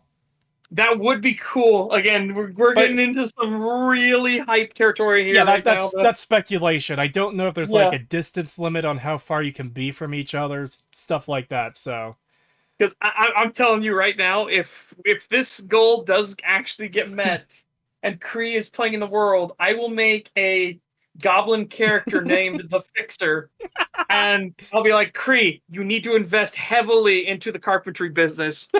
And he'll look at me confused and maybe laugh and giggle, and I'll go, no, you don't understand. And then like a week later, in-game lore, he's gonna find out that all the other carpentry businesses have mysteriously caught fire, and there's been all kinds of raids.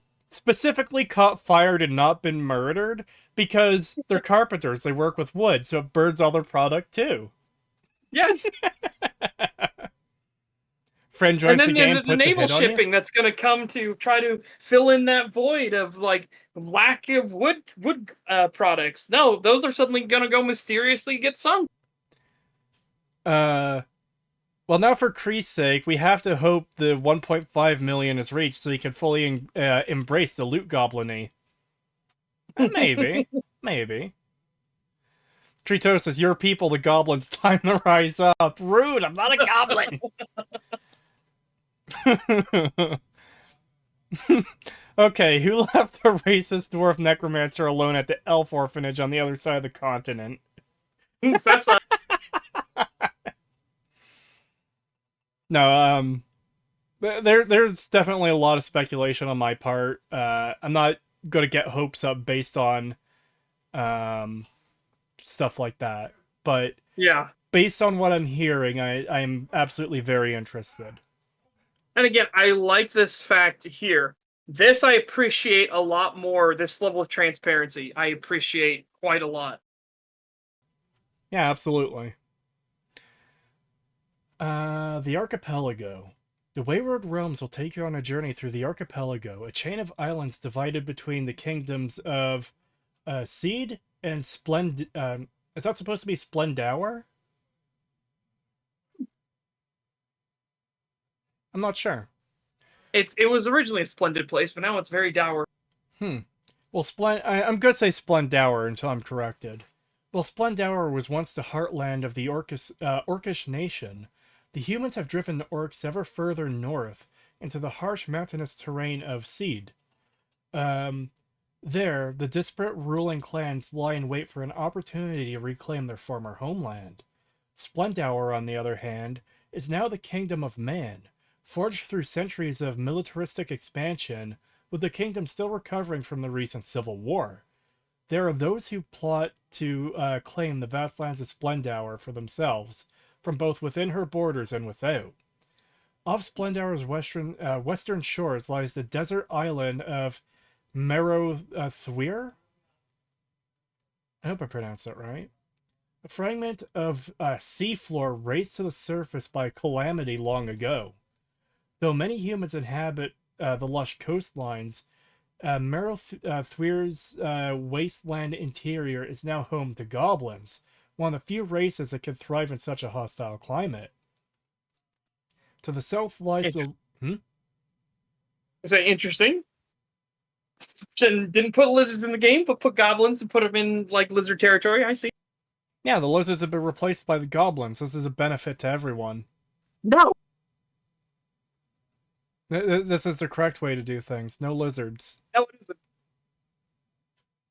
The lizard uprising will happen. Can't happen if there's no lizards. Oh, you mark my word. To the south lies the lush and humid islands of Iwerdun? Because that's an I. Iwerdun? Iwerdun?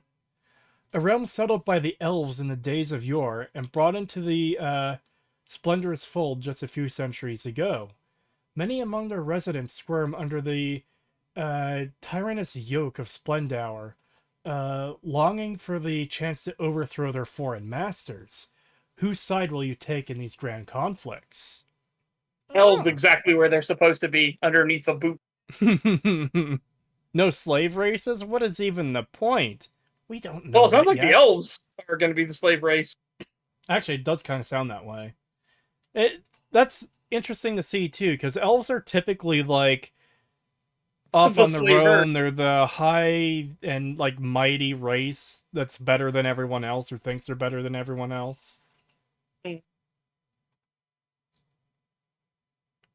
Oh. Why Kickstarter? We've been working on the Wayward Realm since 2019, and until recently, our aim was to go a traditional publisher route for funding. However, the games industry has seen many changes recently. As a result, we felt that a shift in our strategy was necessary in order to speed up the development process and help prove that we have a game that people want to play. While we could continue at our current pace, working as a volunteer team, and eventually reach the same state we aimed for with this Kickstarter, that process could take several more years of development time. So we are turning to our community for help to speed things along and give you an opportunity to shape the development of the game. We have always made a great effort to include the community in the creation of the Wayward Realms, from taking ideas from the community very early in the project's life, to listening to feedback on systems and world building, and even letting the community decide on names for characters and places. We have always wanted the community to help bring the game to life. Kickstarter offers another avenue for us to do just that. Your help here will not only allow us to hire our team members full-time, but depending on the tier, will also afford you the chance to give feedback on the gameplay, and even create items and characters that will go on to be featured in the game, or future titles we look to create. We do want to make it clear, however, that our aim with your pledges is to fund full-time development for 1 year in order to produce an early access build. We would release this early access build to the appropriate backers and take feedback as we continue to release updates. We also aim to take this early access build to publishers to seek further funding, with the goal of completing the entire game. To get your hands on the early access build, you simply need to support us at the Adventurer tier or above. At these tiers, supporters will receive access to the build when it is ready, and any future updates to the base game release. We do want to be clear that following the Kickstarter campaign, we will be working on the early access build for a year, but we cannot guarantee that early access will be ready at the end of that year. It might take a little longer to finish up. Our goal, of course, is to get it into your hands as soon as possible, as your feedback will be instrumental in improving and shaping the game's production. We are also planning to release surveys, polls, and questionnaires to get your feedback as we continue to update and make changes to the game.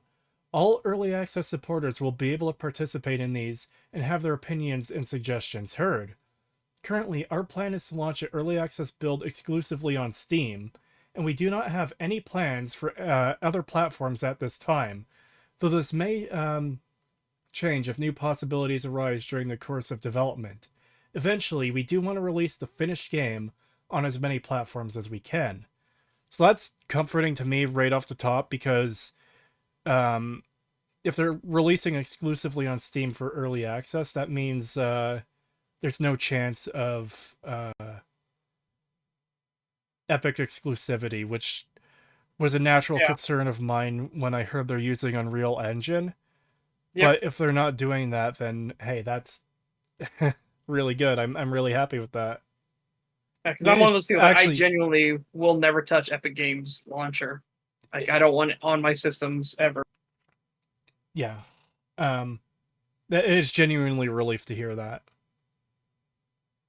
Because there are games that I was interested in that I lost all interest in once they went Epic exclusive. Like, even The Outer Worlds. I've tried playing it twice, and I just couldn't get into it. And I don't know how much of that is, like, leftover resentment from the exclusivity, which I know wasn't Obsidian's fault, but, you know. Yeah. That was their publisher that forced them into that. Yeah. So, rewards. $7, our Eternal Gratitude Discord role. $15, that plus 5 beautiful high-resolution wallpapers. $40, digital copy of the game with early access, become a QA tester, and Discord early access channel. $65, PDF copy of prequel novel Fool Me Once by Ted Peterson. Bonus, add your name to the game credits. $90, PDF exploration of the Archipelago Guide. $130, get a bonus copy of the game, and your name as an in-game Easter egg. So I read what this is at the side where they give more details, and that's basically, like, I think your name can appear in a book or whatever. I'm not sure how that works exactly, but that's the impression I got. Let's see here. And then the mighty Kretosis fell down the stairs and broke with his neck. I mean, yeah, it could possibly appear on a tombstone if that's one of the ways they might put your name in. Would you all be interested in a Patreon where we share more in-depth behind-the-scenes blogs, art, footage, etc.? We're casually discussing the idea internally right now. I mean, there's probably going to be some people who are going to be interested in that. I don't have the time personally to keep up with something like that, at least right now. Yeah. But I'm definitely very interested in this game. And that's stuff that if I had more free time, I might look into. Yeah, maybe. Yeah.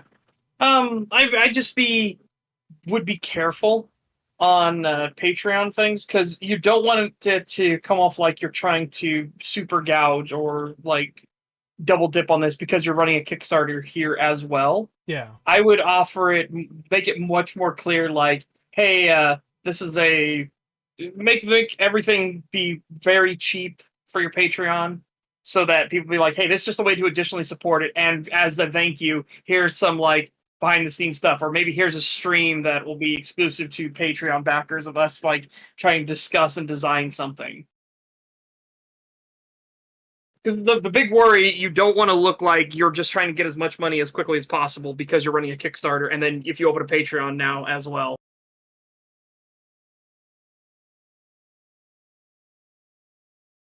Yeah. But anyways, the Baron was the highest tier where the rewards are carried over. Now we're getting into the unique rewards, and I'm having trouble deciding which one I want to go with, but there's some options here. $200. Get your portrait added to the game. So again, this is described down here at the side, where getting your likeness and style in the game as a portrait. Become a painting to be found in local homes, taverns, shops, and more within the Wayward realms. Which, I think that's pretty interesting. $400. Add yourself as a statue in-game. $500. Work with our team to design an NPC. So you get your own character in the game. Work with our team to design a relic and artifact. So I'm stuck personally between $500 and $700 tier. Bit expensive, but I'll probably be able to afford it towards the end of the month. Or the $400 tier. I'm stuck between these three. Because I have an idea for a artifact I want to put into my own game, and it's something I could suggest here too, where it's like, hey, I think this is a cool idea, and Yeah. I want to romance NPC creating the game. Okay, that one's off. You talked me out of it. Actually, that would be a genuine risk. $1,000. Get a lore master or inquisitor designed after you. That one's pretty interesting too, but that's a bit pricey for me right now. Maybe if I had a bit more money to spend, but not... That's a lot for me to put out right now. $2,000. Work with our team to design a malice. So, down here at the side,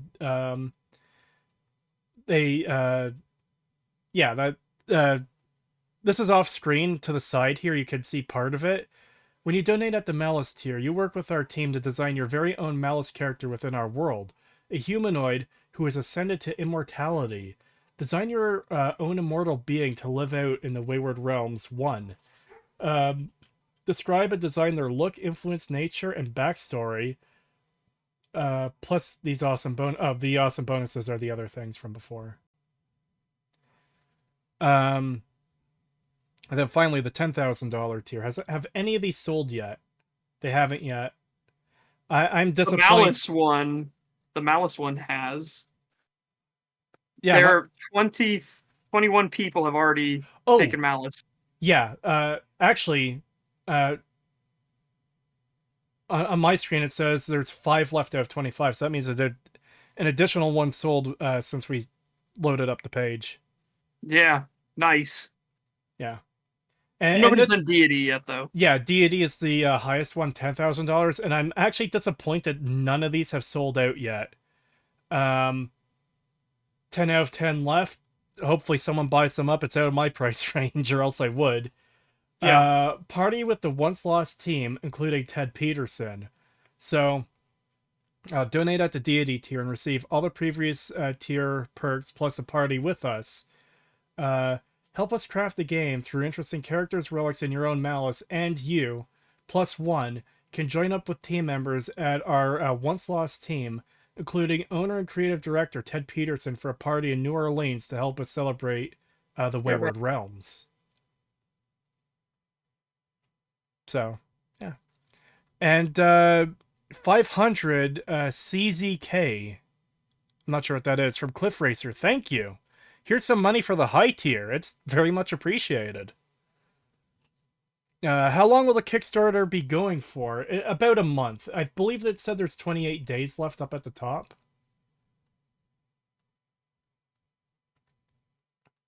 Yeah, 28 days. It's at $272,000 right now. Time to check my bank account, yeah. Just bought an NPC. Nice. Yeah. I'm not. Hold on, I'm just going to.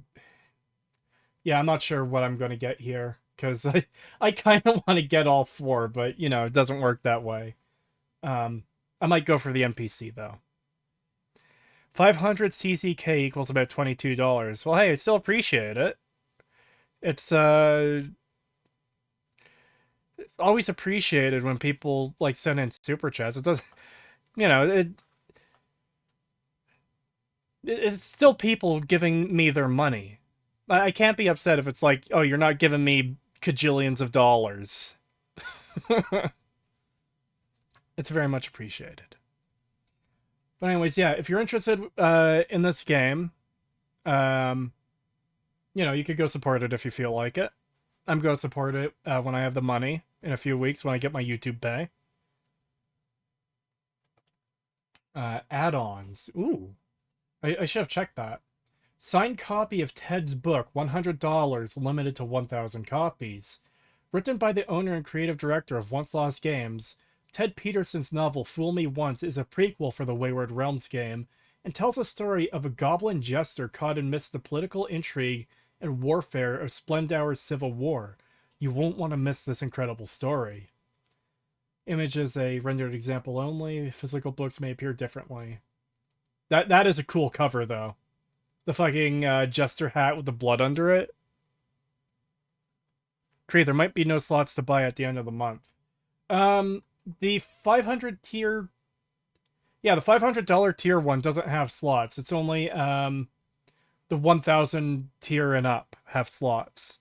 So 1,000 has 50. There's 33 left of those.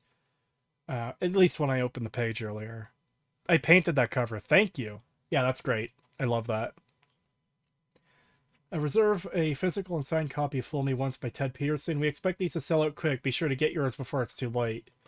Hopefully there's at least one of those left by the time I can afford it. About us. Once Lost Games is a studio founded by veteran game developers Ted Peterson and Julian LaFay, with the goal of creating a spiritual successor to The Elder Scrolls II Daggerfall. Since then, One Lost dev team has grown to around 40 members, all working towards bringing the Wayward Realms to life. Being a brand new studio, we have not yet acquired funding, meaning that all our members, including our founders, are working on a voluntary basis, fueled purely by passion. We are dedicated, ambitious, and ready to show the world what we can do. Considering that trailer we saw earlier, it's all done on volunteer work from these people, they've got something really impressive so far. Also, are you still there, Setch? Oh no, Setch is dead. Risks and challenges. We here at Once Lost Games understand better than most the monumental task we have set before ourselves. With over 30 years of combined experience in the industry, we have a commitment to never lead any of our community astray. With that said, there are several risks we must address. For the purpose of this section, I would like to address 2 of the main ones. Delays. Often unavoidable and unfortunate part of being in our industry is that we can almost never guarantee with any sort of certainty that we won't face unexpected delays. We have outlined several key milestones that will pave the way towards our goal. However, we understand that this may not necessarily be enough. To that end, we intend to give regular and thorough updates on any and all challenges that may affect the overall timeline of the project, along with plans to address those challenges should they arise. I've done many odd jobs over the last 5 years on the side to keep the lights on. Yeah, I've got a lot of respect for that you guys are putting so much time, like, that you're working side jobs so you can focus on this. Yeah. I think I worded that right. Scope. It goes without saying that even the small chunk of game that we intend to offer is no small task. This tiny fraction of our world is bigger than most fully realized games, and that can be a daunting thing to ask someone to believe in. As such, we intend to leverage modern technologies to the fullest through our rapidly developing procedural systems along with new and emerging tools that will allow our incredibly dedicated team to bring the world of the archipelago to life. These tools and systems will reduce the overall workload, allowing a smaller team such as ourselves to accomplish what once took entire 100 plus employee studios. We look forward to you joining us as we realize this world together. All right. I am absolutely sold. Oh, that's responding to the thread, not. Okay. Yeah, I'm very interested. I'm definitely going to support this when I have the money to in a few weeks. And I look forward to seeing where this game goes. It's been a while, a long time since I've had this kind of interest in pretty much anything. So yeah, I'm looking forward to it. Read the Twitch chat, Cree man. All right. Wait, is Arkvane one of the devs? Yes, he is. I'm already a Baron, eh? Nice. Ted Peterson, is that the same Ted Peterson from Bethesda? Yeah, these are, it says somewhere in here that they worked at Bethesda for Daggerfall.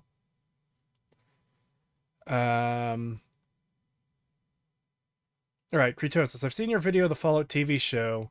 Oh, thank you. About Moldaver being able to survive for over 200 years. The show never explains it.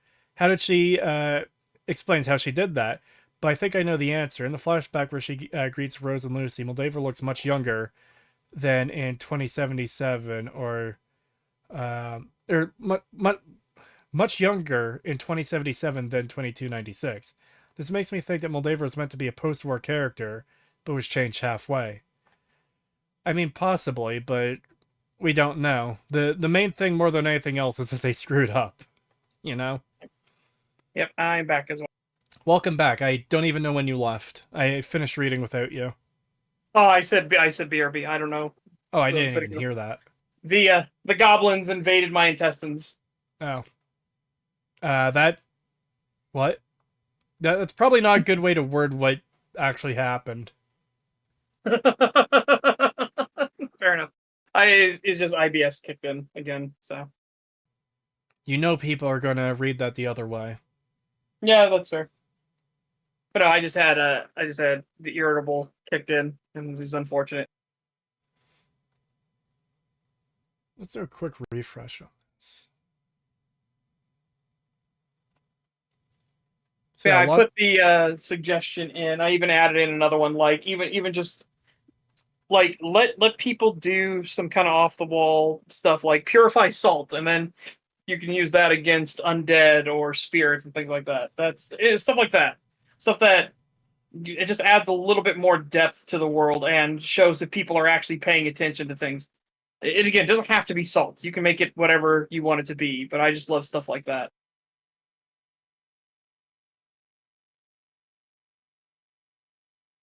Yeah. Like rewarding people for actually becoming invested into the world. Yeah. Yeah, and if I can remake Reagan Arataka, then I will absolutely do it. Hands down, and I will run around and I will fucking salt punch people. So, is there anything else we want to talk about with this before we end the stream? Because I'm not sure what else you can really say. It looks interesting. I'm excited to see it. Definitely going to back it. Yeah. I will say, I'm definitely gonna back it. I can't back it too high because of the whole, trying to get the model thing. Yeah. But I'm definitely interested in it. There's a lot of jank. There's things to definitely improve on. The orc fight was really bad. Honestly, if you took the orc fight out of the video, you wouldn't lose anything, and it would come off all the stronger because the combat you had later on with the skeletons was genuinely that impressive. As a necromancer, can I name my minions so I can, like, do crazy variations on skeleton for my fucking 7,000 skeletons? I want to name each one individually. Yeah. No, seriously, I would love to actually be able to make a massive skeleton army.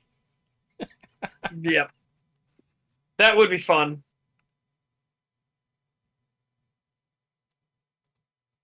But anyways, yeah. I guess we're gonna end it here if Setch doesn't have anything else to add.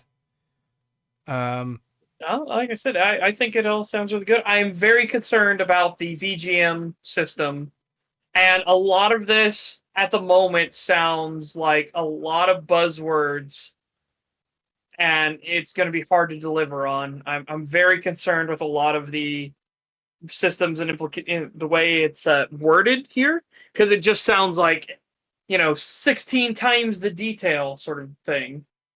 That 500,000 square kilometers, impressive, but I was also chalking that up to mostly being ocean, so as a way to keep scope down and scale, so you don't have as much work you need to do. But then later on, they clarified that it's 522,000 whatever square kilometers, and that's just land, not ocean. I'm like, oh boy.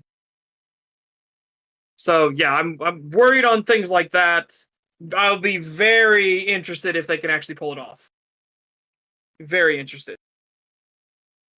Yeah. Like I said, Kirk Vane. I said later on, it's clarified that it's 500. It's 522,000 or something like that. Square kilometers. 521,000 square kilometers. Right here it is. That isn't including water. Very concerned on that. Those kind of numbers don't excite me. They make me more concerned and worried. Like I said earlier, we're probably insane. Well, Yeah. To be fair, we all are. Yep. Each in our own special ways. So yeah, for anyone interested, go check out the Kickstarter and trailers and maybe even interviews if you want. I'm not going to tell anyone how to spend their money. It's your choice whether you want to support it or not.